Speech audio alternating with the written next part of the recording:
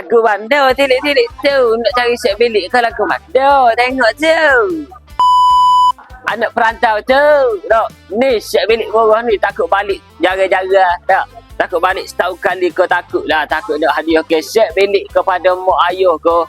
Ni tidak mahal dah. Tidak mahal. 980 ya. Boleh gapo. Boleh gapo. Pokalo lah. Tak ada berubah. Tak ada beza. Boleh katil.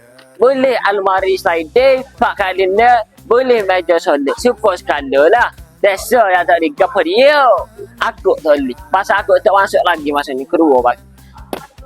Abang kat dia tidak tak boleh deh. Jadi, hok mana nak dapat keset perabot. Boleh bagi di MM Perabot Baju Lacak.